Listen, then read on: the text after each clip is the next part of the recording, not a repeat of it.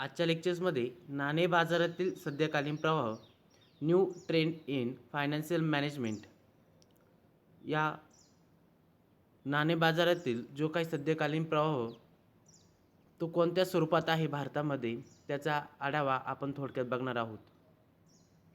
भारतीय नाणे बाजार अविकसित होता. देशात आर्थिक नियोजनाला सुरुवात झाल्यानंतर नाणे बाजाराचा विकास करण्यासाठी प्रयत्न सुरू झाले. भारतीय नाणे बाजाराच्या बाबतीत असलेली हुंडी किंवा विचित्र बाजाराचा, आता हुंडी तुम्हाला माहितीच आहे, हुंडी ज्या पद्धतीने आहे तसंच विचित्र बाजाराचा अभाव ही उणीव दूर करण्यासाठी रिझर्व्ह बँकेने 1992 मध्ये विपत्र योजना जारी केली. या योजनेमुळे व्यापारी बँकांना आवश्यक असलेल्या बँकेकडून कर्ज घेता येणे शक्य झाले. मात्र ही योजना फारशी यशस्वी झाली नाही. त्याचप्रमाणे वेगवेगळ्या ठिकाणी वेगवेगळ्या कालावधीसाठी असलेल्या व्याजदरातील तफावत कमी करण्यासाठी उपाय योजले आहेत. परकीय बँका आणि भारतीय संयुक्त भांडवली बँका यांच्यात केला जाणारा भेद दूर करण्यासाठी रिझर्व्ह बँकेने प्रयत्न केले आहेत. तसेच भारतीय नाणे बाजारातील दोष दूर करून तो सुसंघटित व्हावा व त्याचा विकास व्हावा यासाठी नरसिंहन समितीने व सुखमय चक्रवर्ती समितीने यांनी शिफारसी करून भारतीय रिझर्व्ह बँकेने अलीकडील काळात अनेक उपाययोजना आखल्या आहेत. त्या पुढील प्रमाणे: 1. व्याज दरावरील निर्बंध कमी करणे. चलन वाढविरोधी धोरणाचा एक भाग म्हणून रिझर्व्ह बँकेने व्याज दरावर कडक निर्बंध घातले होते. बँकेच्या ठेवीवरील व्याजदर, बँकेच्या आणि वित्तीय संस्थांच्या कर्जावरील व्याज दर यावर रिझर्व्ह बँकेचे नियंत्रण होते. 1998 पासून व्याजदरावरील निर्बंध कमी करण्यास सुरुवात झाली.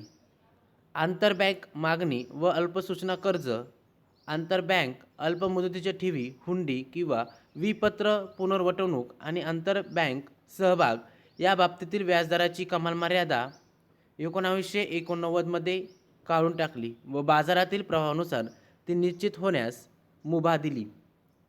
त्यानंतर 2. नवीन पतसाधने वापरात आणली. रिझर्व्ह बँकेने भारतीय नाणे बाजारात मुदतीच्या पतसाधनांची जी कमतरता होती ती दूर करण्यासाठी नवीन पतसाधने वापरात आणली.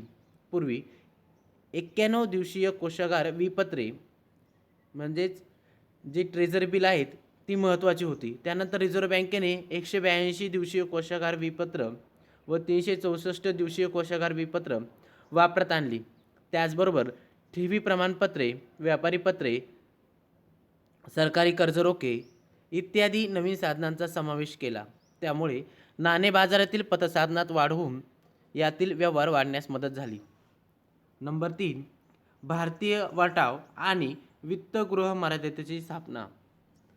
भारतीय नाणे बाजारातील सुधारणेचा एक भाग म्हणून भारतीय वटाव आणि वित्तीय गृह मर्यादित या संस्थेची स्थापना 25 एप्रिल 1988 रोजी करण्यात आली. अल्पकालीन पतसाधने आणि विपत्रे वटविण्यासाठी एका संस्थेची आवश्यकता होती. ती या संस्थेच्या स्थापनेने पूर्ण झाली. त्यानंतर नाणे बाजार परस्पर निधीची स्थापना.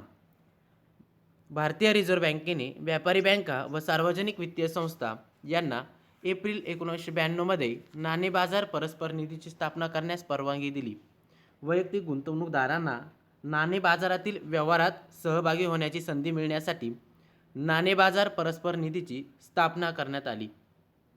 त्यानंतर नंबर 5. नवीन संस्थांना सहभागी होण्यास परवानगी. नाणे बाजारात कार्यरत असलेल्या संस्थांच्या संख्येत वाढ करण्यासाठी प्रयत्न करण्यात आले. तसेच भारतीय बाजारात कोणत्या संस्थांनी सहभागी व्हावे हे ठरविण्यासाठी अधिकार रिझर्व्ह बँकेला दिले गेले. नाणे बाजारात कर्जाऊ निधीची पुरवठा वाढवण्यासाठी 16 अखिल भारतीय बिगर बँका, वित्तसंस्था, राज्य सहकारी बँका यांना नाणे बाजाराच्या कार्यात सहभागी होण्यास परवानगी दिली. त्यानंतर नंबर 6. नाविन्यपूर्ण योजना. नाणे बाजाराचा विकास घडवून आणण्यासाठी अलीकडील काळात नाविन्यपूर्ण योजना राबवल्या जात आहेत. आकर्षक अशा ठेव योजना, ग्राहकांसाठी कर्ज योजना, क्रेडिट कार्ड इत्यादी घटकांमुळे नाणे बाजारातील व्यवहार वाढण्यास मदत झाली. नंबर 7. रिझर्व्ह बँकेचे पुनर्खरेदी दायित्व किंवा रेपो. भारतातील नाणे बाजाराच्या सुधारणासाठी पुढील उपाययोजना. त्यामध्ये एकदेशीय बँक व्यावसायिकांवर नियंत्रण. 1969 मध्ये बँकेचे राष्ट्रीयकरण झाले. भारताच्या ग्रामीण भागातील बँक सुविधात वाढ झाली, परंतु एकदेशीय बँक व्यावसायिकांचा प्रभाव खेड्यातील अनेक लोकांवर अजूनही आहे. एकदेशीय बँक व्यावसायिकांवर नियंत्रण आणण्यासाठी प्रयत्न करणे गरजेचे आहे. त्यानंतर चिट फंडावर नियंत्रण. चिट फंड त्यांच्या सभासदांची फसवणूक करतो, त्यांची पिळवणूक करतो, त्यामुळे चिट फंडाच्या व्यवहारावर नियंत्रण आणणे आवश्यक आहे. बँकिंग कमिशनने संपूर्ण देशभर चिट फंडासाठी एकच कायदा असावा असे सुचवले. योग्य नमुन्यात हुंडी.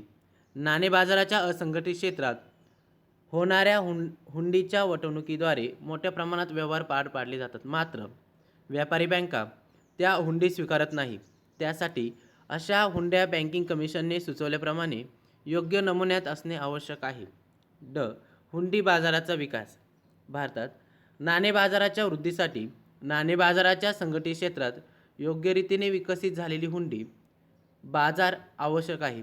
त्यासाठी हुंडींच्या पुनर्वटवणुकीची पद्धत सोपी करावी, देशात हुंडी संस्कृती विकसित करावी.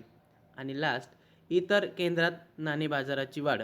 भारतातील 4 प्रमुख शहरातच नाणे बाजार मर्यादित आहे. नाणे बाजाराचा विकास होण्यासाठी देशातील इतर केंद्रात नाणे बाजाराची वाढ झाली.